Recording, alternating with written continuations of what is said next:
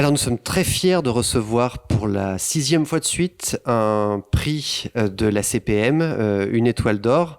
On est d'autant plus fiers que cette fois-ci c'est la grande, la grosse étoile, celle qui récompense la constance dans le succès.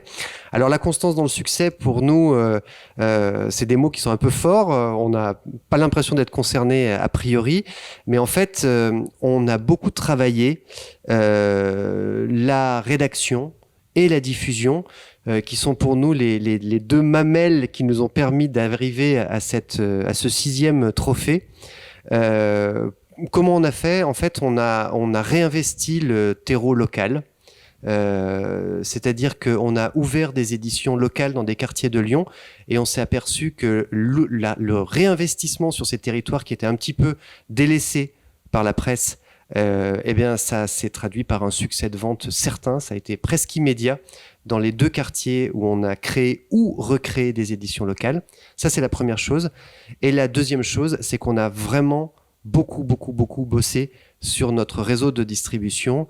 Et Camille a pris les choses en main et on est vraiment revenu sur le terrain. On a essayé de gagner un maximum d'indépendance, donc en menant un gros chantier sur la diffusion dans les kiosques et chez les diffuseurs. Alors oui, tout à fait. Merci François. Effectivement, on a décidé du coup de faire une diffusion en interne avec une équipe du coup de livreurs qu'on a constituée au fur et à mesure, qui maintenant est stabilisée.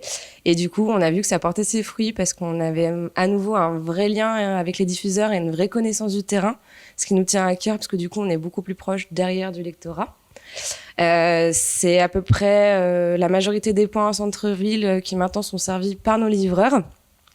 Et on voit la différence en termes de vente aussi, étant donné que on est beaucoup plus sensible en échangeant et en allant sur le terrain tout simplement auprès de nos diffuseurs.